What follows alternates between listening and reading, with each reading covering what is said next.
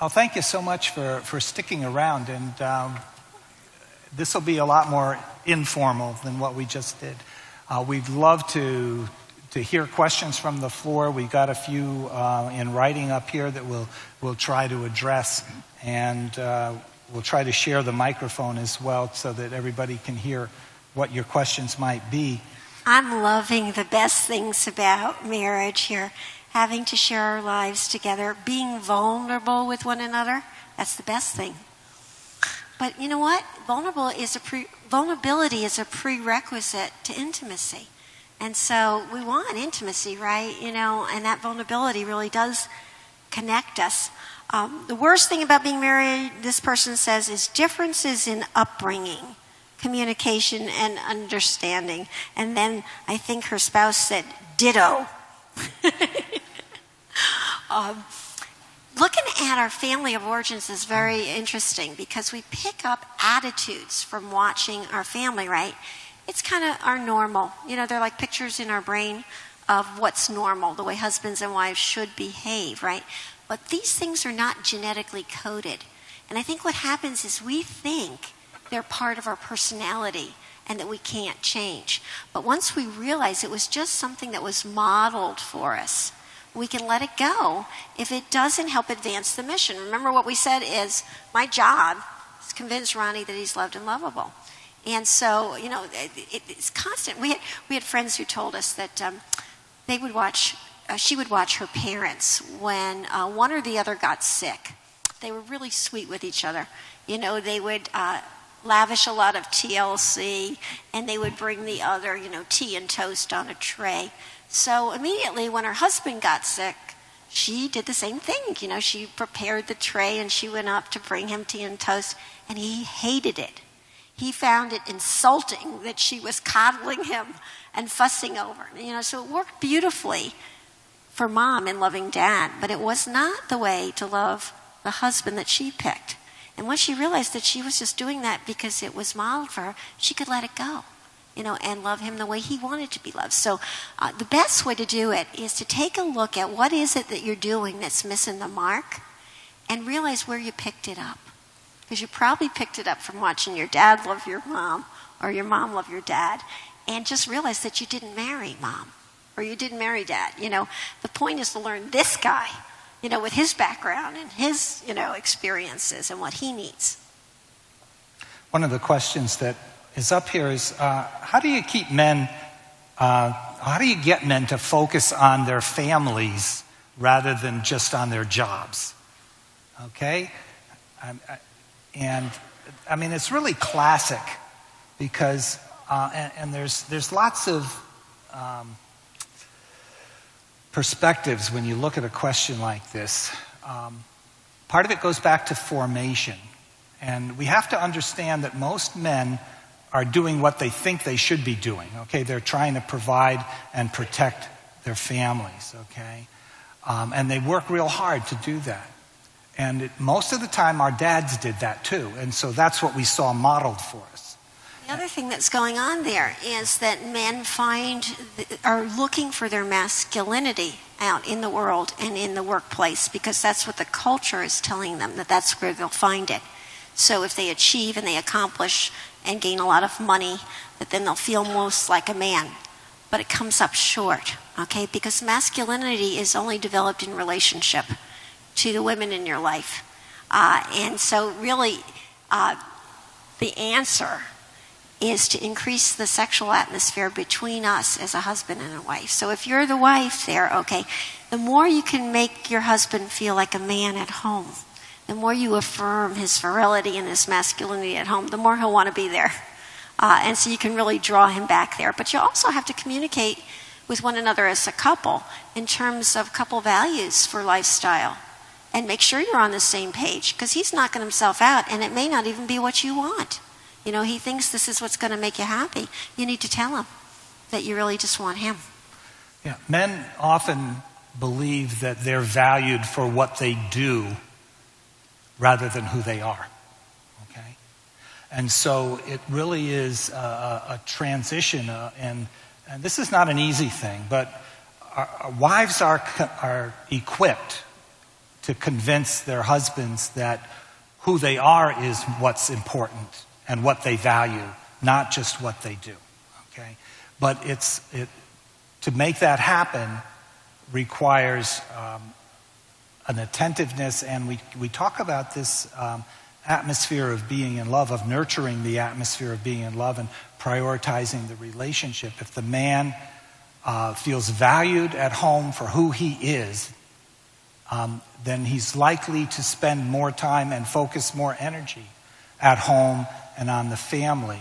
We honestly don't realize that our kids and our wives want us, not just the money we provide.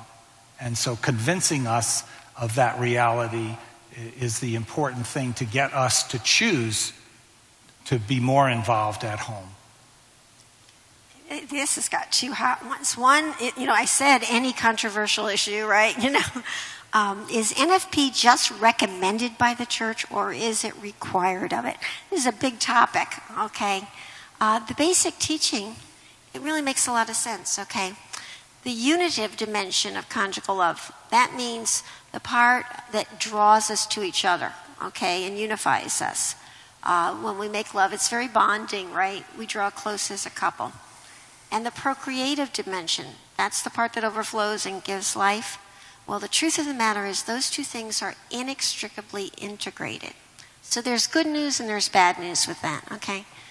The bad news is you can't damage one without damaging the other. Suppose I really didn't care about the marriage at all. All I want is the baby, right? So I've damaged the unitive dimension. Well, I've also damaged the procreative, because that child really won't have a father. I won't present the father to that child, right? Okay? The good news is you can't nurture one without nurturing the other, right? The closer we get as a couple, the more generous we are with our kids, right? It gives, when you guys are close, how the whole house sings, everybody's in tune, right? Right? Also, most of us fall more in love with our husband or our wife when we watch them mother or father, right? Seeing Ronnie with a little baby in his arms made me melt, right? Watching him with the patience of a saint, ministering to the high-maintenance teenager girl, I fell more in love with him, right? So we nurtured the procreative, it nurtured the unitive. So that is why the church asks us to be open to life. The church doesn't require that we use natural family planning in order to be open to life, but it does ask us not to to block God out of the equation, okay? So that we're always discerning. Church doesn't asks us not to be either selfish or careless, okay? So it's up to us as a couple. And this is a tough thing, because every couple has to decide how many children they're going to have, right? And nobody really gives you any help with this. I got news, how do you discern when are you going to have a baby? How many babies to have? How do you make a decision as a couple? There are skills to be learned, but too often, we just throw a poor couple in the lake here to figure it out. Plus, we got to be on the same page at the same time about this, right? Our story is, I don't know, I won't. We could tell our whole story of why we have so many children. But the crux of the matter of the story was that Father Chuck really had a great influence on us at one point. And he invited us to pray for the grace to want the children only as much as the Father wanted them. Okay, so here it is. I always want to do what God wants, right? Most of us do. I want to do the Father's will. It's very hard to figure out what is the Father's will. So he gave me a simple way to figure it out. And it was basically to pray to have the same desire for the children that God had. So if God wanted us to have another baby, we would have a burning desire for another child. And if he didn't, we would be content with the ones we had. So we really did that. We actually prayed together, Lord, if you want us to have more children, make us want them. And we got a flood of that grace. It's a true story, honestly. We, prior to doing that prayer, we were open to life, but we were sort of, don't send too many, huh? Right? After we prayed that prayer, we couldn't imagine anything more wonderful than having another baby. We were so excited at the thought. We told Father Chuck, if we ever have another baby, we'll name it after you. And then we had 3 daughters, right? But we finally did get our Charles Gallagher Fair, and he now has Jacob Gallagher Fair, so he's continued the line. But that was the answer for us, and we highly recommend that as a couple, just, if we're at the center of the Father's will, we'll be happy. And what was so consoling to us is that we knew God wanted every one of those children because we had this burning desire. We couldn't wait to have them, right? So we knew it wasn't just us being irresponsible, or getting overextended. And we also knew he would provide. I think the crux of the whole issue is that I had to learn to trust Ronnie to be as involved and as invested in the children as I knew I was going to have to be. Otherwise, a woman's going to have as many children as she has hands, right? And so the more involved Ronnie got with me, the more I trusted he would be involved with the kids. And the more I trusted God would be involved with the kids. And so then the fear went away. Fear is never from God. We do the worst things out of fear. And so, that prayer is what I would recommend for that. And the natural family planning was just a glorious experience for us. And for any couple who's gone through it, it has a number of benefits to the relationship. So it's not about obeying the rules. It's about what would draw us closer as a couple. See, Ronnie got more involved with me and involved with my body, so I felt very known and understood, right? We were very aware of each other as man or as woman, and so that was kind of exciting. It put sexuality on the front burner. You're not going to be sterile partners, when you're talking about having a baby every month. And it just, there was a sense of awe every time. Even if we knew that we weren't going to conceive, there's this sense of awe that, wow, God could make a little child out of our love, right? And so it also invited God into the bedroom, in a powerful way. So there's real benefits in that it draws the couple closer, and it forces the guy to take responsibility too, and for them to do it as a couple. It's not just her thing and let her go swallow a pill, right? Did that answer the question? I hope. There's one of the questions that was offered up here is, what advice do you have for young newlyweds? And there's a second question. I kind of want to address them both. How can we practically make time for each other when we both have very busy schedules? I'm sure that nobody has a very busy schedule, right? We all have lots of time to spend. Well, when we talk about newlyweds, I guess the advice that we would give is, prioritize being in love. It's the same advice we would give a married couple. Prioritize being in love. And when we talk about how do you do that, how do you prioritize being in love, it gets into that second question of, well, how do you practically make time to do this? We all have very busy schedules. We've got our kids going in 15 million different directions. We have our own schedules and work and events and all of this kind of stuff. And it might sound like a cop-out, but again, we all have a choice to make, and taking time for each other is the most essential thing we can do to live in love and to stay in love. Kathy and I, we raised 10 kids. The entire time that we were raising these kids, we took 20 minutes every day of undivided attention just with each other.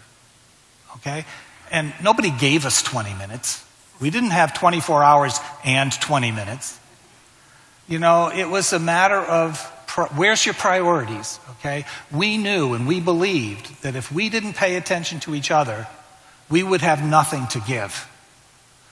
The kids would drain us, life would drain us, but paying attention, spending time with each other every day refueled us, re-energized us, gave us love that we had to share rather than draining us of the love that we could offer. And the key is to spend prime time with each other. Okay, too often the only time we spend with each other is when we're dead tired and crawl into bed at night, which you wouldn't show up for a job interview in that shape, right?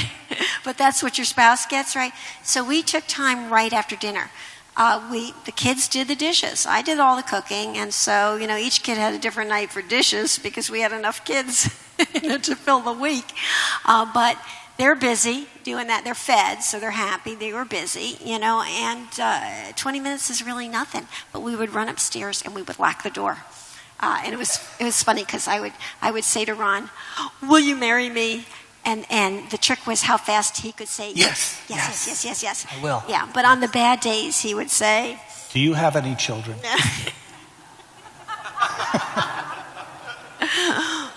But we would just climb under the covers together and hold each other and just, get back to basics. You and me, that's what we started with, man and a woman in love. And just reconnect for 20 minutes, right? And it was just powerful. People would always ask us, how did you do it? Well, I don't know what it was, but I probably didn't do it. If it was keep the house perfect all the time or whatever the it was, right? But you know what? You have 24 hours for one kid, you have 24 hours for 10 kids. That's what you got, right? And so to take some part of that 24 hours, we got married because we didn't want to be separated, right? Didn't you? You wanted to spend the rest of your lives together. What's 20 minutes, right? And so that's would be our advice to the newlyweds, okay? And to nurture that atmosphere of being in love, right? That's not just a fanciful extra. That's the whole thing. That's central.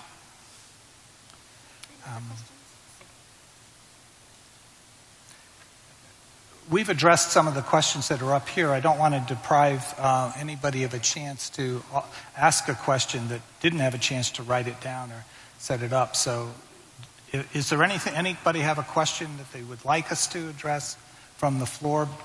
Annoying habits of the spouse. Annoying habits of the spouse. I just wanted to open it up so that we don't neglect somebody that has something that they really want to ask. Okay? Okay, so what's the worst thing about being married? Annoying habits of your spouse. Oh my gosh. Okay. You would have no experience about None of that, right? Okay, so now here comes formation. We all come with different ways of doing things. Most of us got married as competent, autonomous adults who had figured out our own ways of doing things, right?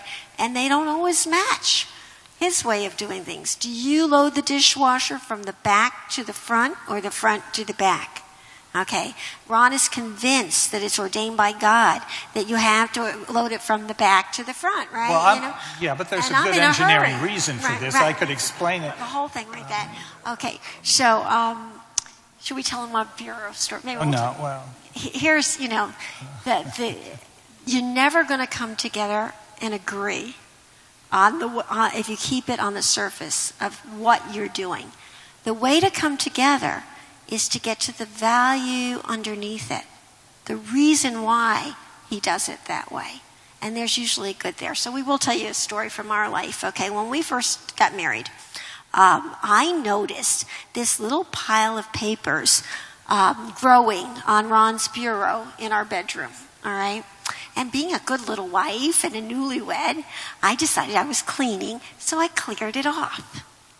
Well, I came home and my pile of stuff was gone. Yeah, not a good idea. Totally fried me. Where are my papers? Okay, right. Where? So, now he didn't yell or anything, but I could tell this really rattled his cage, right?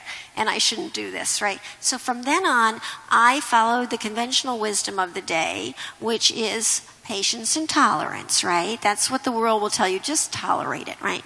So I'd pick up the papers, I'd dust underneath, I'd put the papers back down. It did not make me feel closer to Ron. Okay? Every time I looked in that room, it bothered me. There was this clutter on the bureau. So one day, and I really think this was the inspiration of the Holy Spirit, I said to Ronnie, honey, what's the good behind having those papers there? There must be some good you get out of it or you wouldn't do it, right? Well, Kathy asked the question, so she really deserved an answer. The problem was I had no idea why I did that. I just did it. But because she asked me, I had to think about it. And when I did, I realized that these were things that were important to me that needed to get attended to, but I just couldn't get to them right away, okay? And having them in plain sight gave me a sense of peace or security, of right order, knowing that I would eventually get to them. They wouldn't fall through the cracks. So I needed them in plain sight, or having them in plain sight gave me a sense of comfort or peace or security or well-being. Yeah, I grew up in a house where everything was always picture perfect because my dad used to like to show off the house. And we bought model homes with furnishings and all of this. So when I look at a room, if it looks beautiful, that gives me a sense of peace and right order, right? And it's really the same value. Anyway, even just sharing that value, that was step one, baby step one of coming together, made me feel closer to Ronnie. Because now when I looked in the room, I thought, oh, poor Ronnie's worried about that stuff. So that was a step in the right direction, right? But then when I shared with him my value for having things put away, right? He could embrace that. He wanted me to feel peaceful too, right? See, admitting or getting in touch with the good behind what we do, it changes it. It's no longer you're doing something wrong or, there's... It's not a right and wrong way anymore. They're both goods, okay? Yeah. And we can embrace the good. So what happens then is once I've embraced that value, creative ideas can come about. Now, not compromises, okay? Compromise is highly overrated in marriage. Nobody gets what they want, okay? And so everybody's unhappy and resentful, right? But a creative solution that embraces both values, can be something we both can own. And so, at the time we were buying some new bedroom furniture, and I suggested we buy an armoire that has, the drawers. So when he opens it up, he could see the papers when he's changing his clothes, and then close the door. And when I look at the room would look nice, right?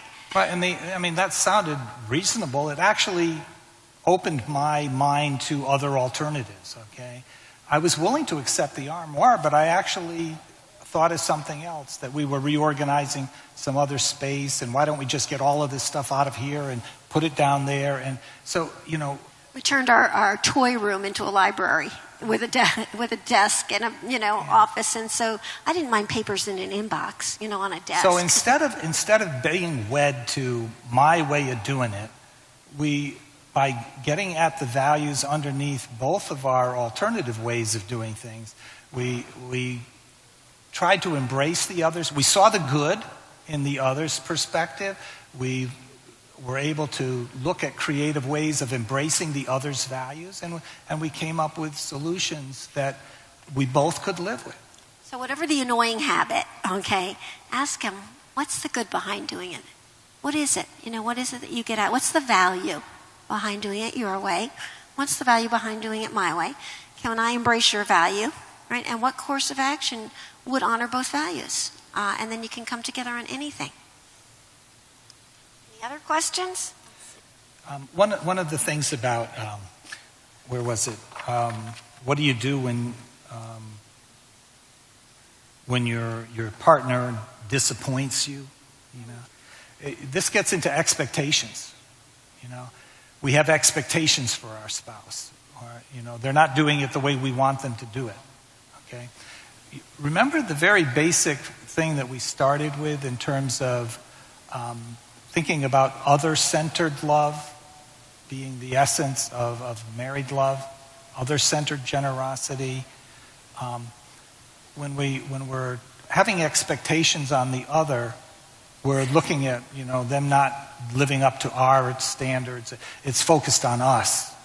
So we've got things backwards, really. So we're worrying about whether he is doing his job right, okay, instead of focusing on me doing my job right, okay? And it really is so freeing, guys, because it's less complicated.